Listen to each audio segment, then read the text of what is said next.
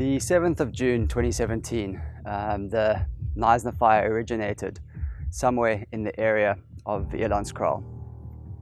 I'm standing here on the site where the potential lightning strike approximately occurred. As far as we could, we tracked down the area using the latest Google Earth image to the area where we could see the vegetation was brown, possibly indicating where the lightning strike occurred. And we're standing here. This is the approximate area within a probably about a 15-20 square meter radius of where that lightning strike would have happened. To think that I'm standing in the spot where such a devastating fire started, it's quite an eerie feeling to be at the beginning of everything. But every big fire has a beginning. Every fire starts from a point of origin and will spread in a certain direction. And although it's an important place, it's only a very small part of the picture. And the biggest part of the story is not actually where the fire started or how the fire started. It's more about where the fire spread to and what effect the fire had on the community. In this path of this fire there's nature, but living amongst nature in the rural outskirts of Knysna, there starts to be more human dwellings and farms, and that fire would have slowly impacted on those. Then as the fire gained more and more momentum, it had the path of Knysna in its direction. And we're never going to stop fire occurring in these natural environments. What we can do is we can accept they're inevitable. Whether they started by a human source, whether they started by a natural source, they're going to occur. And we have to start looking at ways that we can protect ourselves from that oncoming fire. So looking at how the Knysna fire burned through the landscape and the intensity in which it burnt, can we have real, can we make a real impact on our suppression activities? And realistically, no. The real impact could have been made before the fire in terms of the preparation, in terms of creating spaces which we could defend, in terms of understanding when a fire occurs in certain environments, can we stay and defend our property, or do we need to evacuate really early?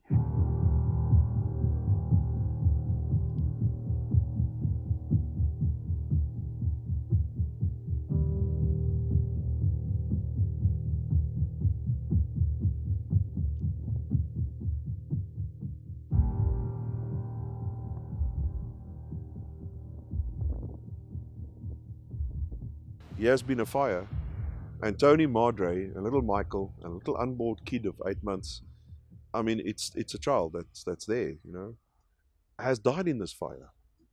And it's in the newspapers, and everybody says, ooh, ah, and what, and it's gone. Now, this is a little family that would have gone on and, you know, it would have formed parts of so many people's lives. How do you, their parents, their family, I mean, it really got to us. There was one call I get emotional if I talk about it. There was a lady calling me from Oudtshoorn. I think it was that afternoon, no, that morning. She was asking me about a family, and I called, no, Yara was at the station, and they were dispatched to Blueberry Farm. So she said a family, a daughter and a husband and child, stay there on the farm. And so I radioed JP and asked him. So he said they're on their way there, but unfortunately it seems as if the fire is already there. But they can't go through there. Okay. And besides that,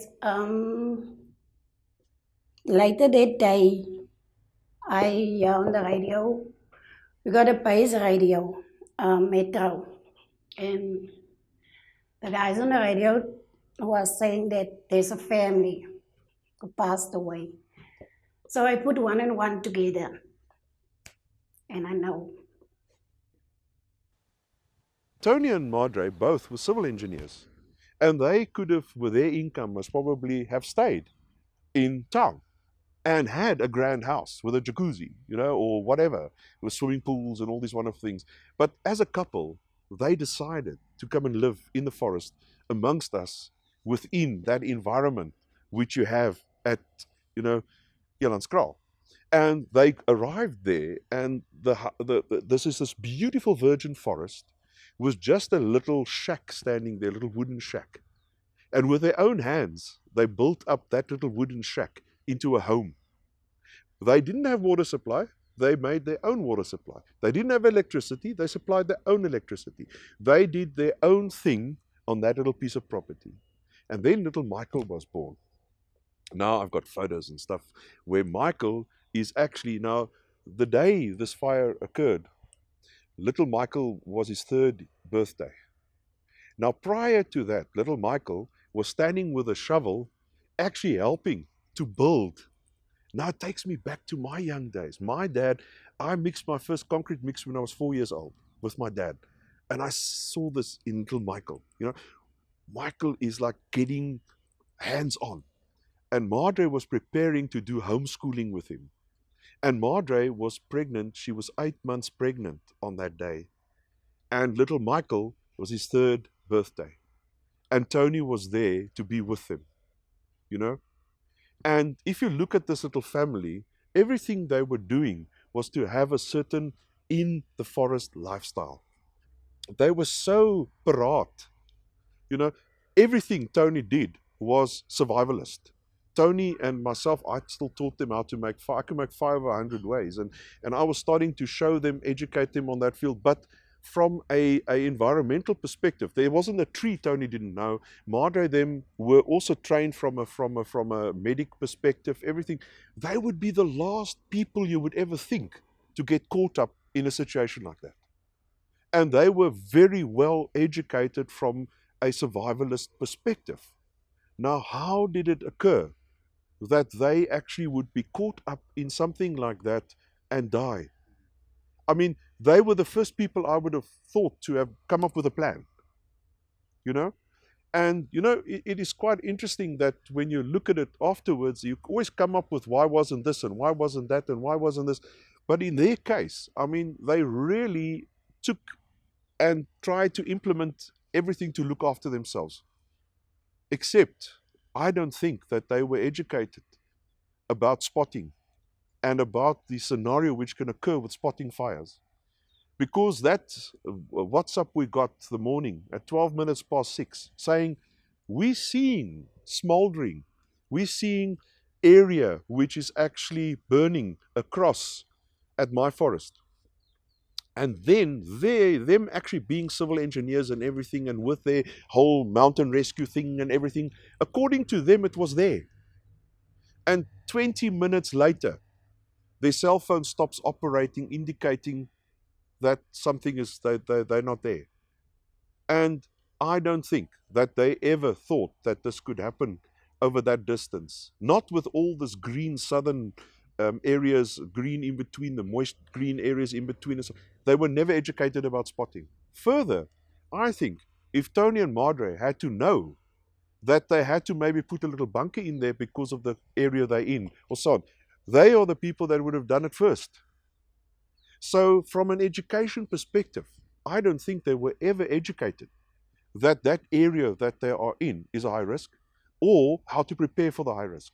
Now, as I said before, I mean, with life being so cheap in South Africa and so on, with Tony and Madré and little Michael, losing their lives in this situation, we would really, like to see that this loss of life and this loss of this fantastic family's, future, there's something coming from it, and that it has some meaning. And the meaning and the something that can come from it is that let's see how we can use this situation, how we can take this loss of life and turn it around into the future where we prevent loss of life by learning from this situation. Why did Tony and Madré, who was the most prepared people, not be prepared for this? Because they weren't educated to it.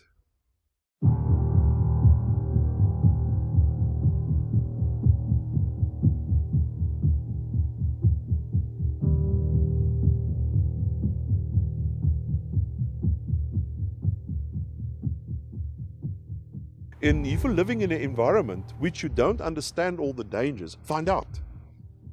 And the people that needs to educate you and help you must be available. And once you join a FPA, you are expecting that the FPA is going to give you a service which is going to look after you and warn you. And you might not like it, because they might tell you that you need to open up a barrier around your house of so many meters, and you're going to say, my goodness, but I want to be in the bush.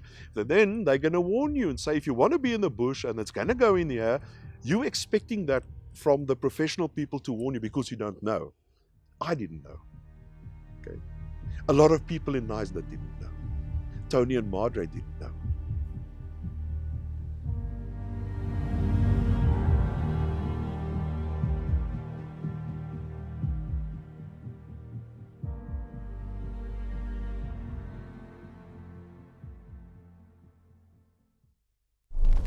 Living in a remote rural area surrounded by thick vegetation, there are extra precautions that should be taken to prepare for a wildfire.